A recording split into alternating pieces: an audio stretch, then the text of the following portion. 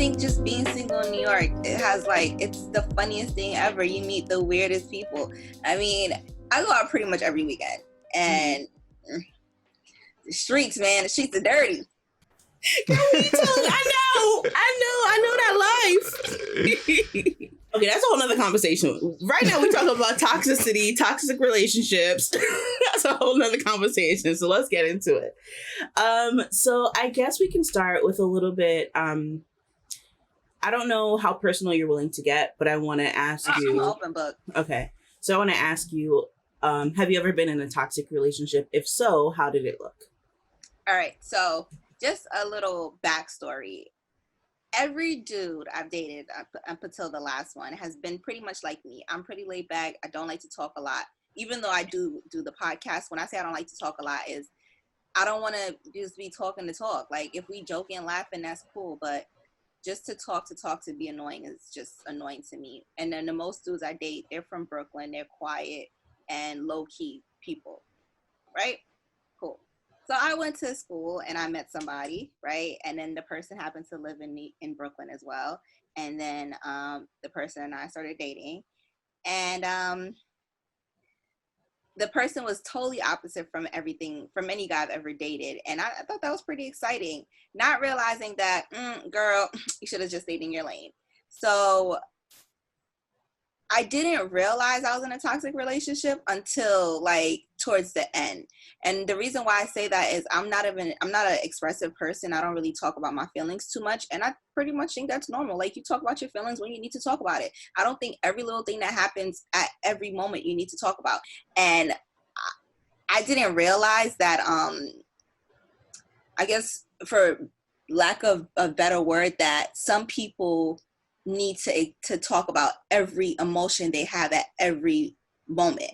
And okay, but your delivery, how you say things. And I started realizing little things like outbursts towards his mom and his different people in his family. And one thing that sat with me is, if you talk to your mom like that, that means you can talk to me like that. And that's just not gonna happen, beloved. And when you don't live with the person,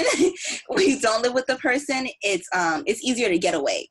Right? Because when it's easier to get away from the situation, you just think, oh, maybe you guys are just cooped up for too long. Right. But when you do live with the person, you can't get away. And it got more and more apparent that this is just how the person is. And I was doing a lot and the person just wasn't doing a lot. I was going back and forth to Brooklyn from PA because we were living in PA at one point together. And he wouldn't do that. Out of the 4 years we were together, he only worked about 3 months, and that was an issue. And he didn't see anything wrong with that. That I'm just like, yo, that's not gonna work for me, you know?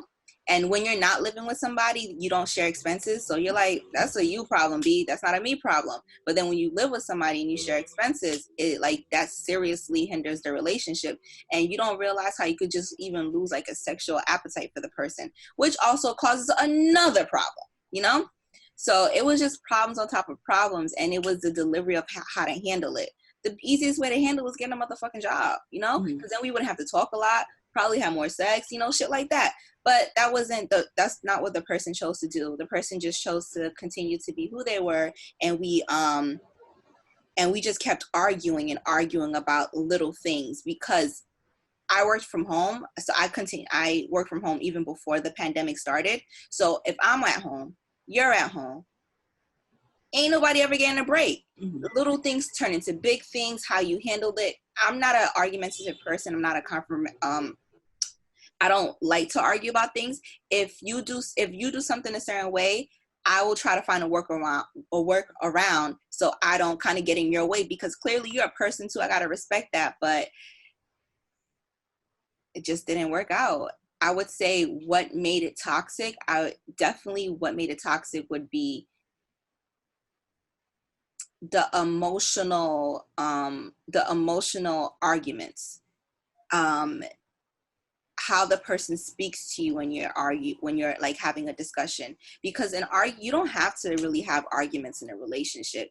It could literally be a discussion like, yo babe, I don't like when you did that, and then be like, all right, like, you know, can you just do this a different way, or can you meet me halfway, let's compromise? And let's be honest, it's not gonna always go that way. Sometimes it could be a big like, yo, why the fuck would you do that, right? But then you could calm down and say, I'm sorry, I shouldn't have spoken to you like that. There was never a sorry in sight. One specific reason why I'll say it was toxic, he didn't like me going out with my friends. When we were living in New York City, I would go out after work on Fridays.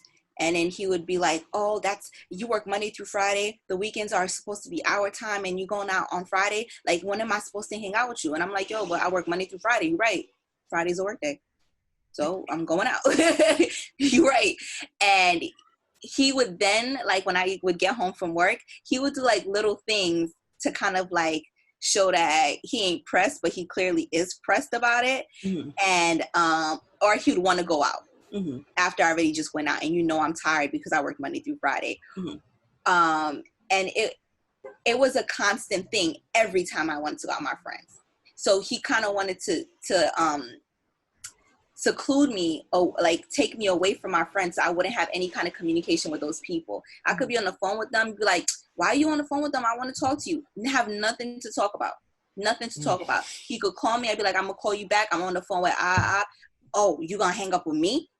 I'm your man. That's toxic as mm-hmm. fuck, because mm-hmm. you feel like you can't continue your regular social life. And then moving to PA, all my family's in New York. Me even going to New York without him would be a problem, because he like, what am I supposed to do? You came out your mother's, I came out my mother's. So, like, toxic. Toxic.